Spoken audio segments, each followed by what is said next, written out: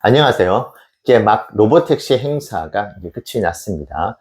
본 소감과 앞으로 일어날 이제 단기적인 주가 흐름, 그리고 그럼 저희가 그에 맞춰서 어떤 매수 전략을 선택을 할지에 대한 부분 말씀드려 보도록 할게요. 최근에 제가 영상으로 이번 로보택시 행사에서 뉴스에 팔아라가 나오지 않으려면 매우 구체적인 이야기들이 나와줘야 된다. 그리고 그것이 당장은 아니더라도 매우 빠른 시일 내에 EPS에 지킬 수 있는 무언가가 나온다든지, 아니면은 법적인 허들이 있기 때문에 특정 주에서 로보택시를 시범 운행이라도 할 수 있는 어떤 그런 이야기들이 이제 이미 회배가 돼서 이번 로보택시 행사도 공개가 되면 좋겠다. 그것이 뉴스에 팔아라를 막을 수 있다고 말씀을 드렸죠. 그래서 첫 행사 초반에는 정말 분위기가 너무 좋았습니다. 모델2가 정말 직접 모습을 보여줬고, 무인화돼서 페달도 없고 뭐 핸들도 없이 사이드미러도 없는 상태에서 출연이 되면서 진정한 로보택시의 모습을 이제 갖춰줬었고, 일론이 나와서 매우 자신감 있는 멘트들을 날리면서 두 개 주를 언급을 한 것 같아요. 그래서 그 두 개 주에서 내년에 꽤 빠른 시일 내에 시범 운행이 될 것이라는 이야기들도 나오면서 초반 흐름이 너무나 좋았습니다. 그러다 보니까 제가 이제 호가창도 같이 열어놓고 있었는데 251달러까지 치솟았던 그런 이제 상승 모멘텀을 보여줬었거든요.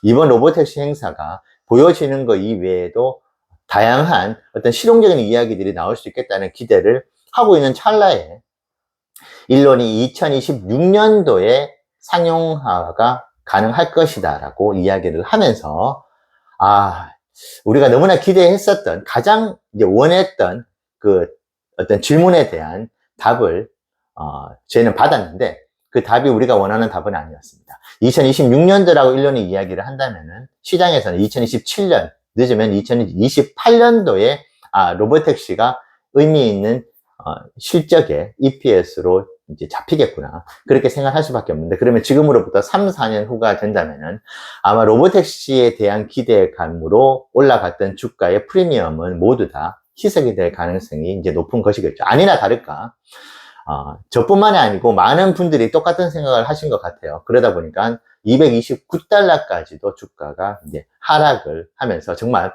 10분, 20분 사이에 주가의 변동성이 30달러에 가까운, 거의 이제 15%인가요?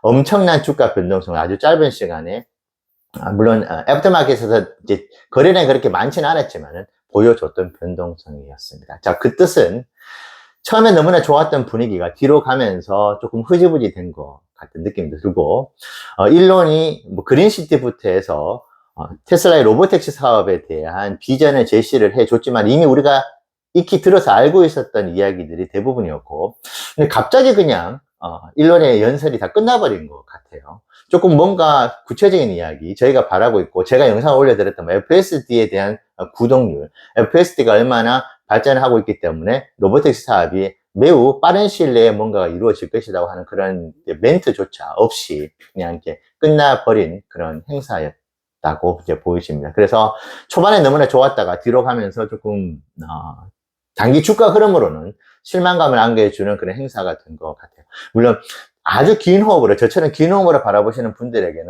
정말 테슬라의 미래는 밝구나라는 것을 다시 확인할 수 있는 기회이긴 했지만은 조금 뭔가 더 보여주면 좋았겠는데 라는 아쉬움이 있었고, 특히 로보 벤이 나왔습니다. 정말 벤이 등장을 할까 조금 의구심을 가지고 있었는데, 벤이 등장을 하면서 정말 저도 매우 환호를 했었는데, 막상 뚜껑을 열어서 보여준 이 로보 벤이 저희가 일반적으로 판단했었을 때 또 혼란을 가져온 것 같긴 해요. 20인승에 이것이 승합차라고도 하기도 힘들고 버스라고 하기도 힘든, 마치 이제 공항에서 특수 차량처럼 이렇게 돌아다니는 차인 것처럼 그렇게 이제 로보 밴이 등장을 했는데, 20명을 태우고 이제 돌아다니는, 그럼 이게 이제 승합차인가? 그 버스인가? 그럼 버스 사업권을 일론이, 그럼 테슬라가 택해야지 이 로보밴이 테슬라에게 돈을 벌어다 줄 것인가?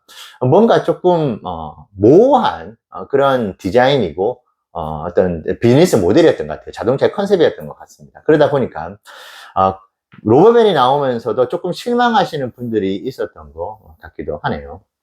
그리고 지금 이제 전문가들 사이에서는 사이버 트럭과 관련했었을 때 가장 이제 우려를 하고 있는 부분들이 이 스테인리스 재질입니다. 왜냐하면 스테인리스 재질이 양산화가 되고 대량 생산 체제를 갖췄을 때 수요가 매우 불안정할 수 있다는 우려가 있거든요.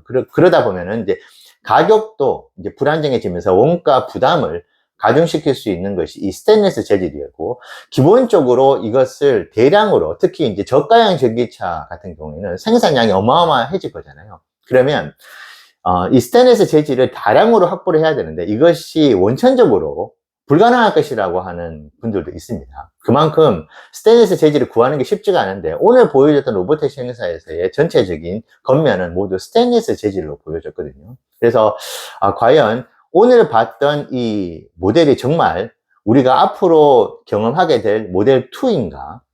물론 사이버 트럭이 가지고 있는 장점, 그리고 사이버 트럭을 생산해내면서 얻게 된 여러 가지 이제 생산적인 효율성과 원가적인 경쟁력들도 이제 이미 테슬라 본사가 이미 습득을 하고 알고 있겠죠. 그래서 이제 선택한 것이긴 하지만은, 스테인리스 재질이 주는 어떤 수고의 불안정성이 계속 좀 나타날 수는 있지 않을까라는 생각도 한번 해보게 됐습니다. 그래서 모델 2는 절대적으로 모델 3나 모델 Y와 같은 일반적인 어떤 재질의 페인트를 다양한 색깔을 할 수 있는 버전이 나와야 된다는 주장들이 많이 나왔었는데, 어쨌든 이제 스테인리스 재질로 모델 2가 나올 것 같긴 해요. 이게 장점이 랩핑을 할 필요가 없죠. 그렇기 때문에 공정도 줄고 원가 절감도 또 이룰 수 있다. 또 역설적이게는 그런 장점이 또 공존을 하고 있기는 합니다. 하지만 그런 부분이 좀 이슈가 될 것으로 보여지고 있고요.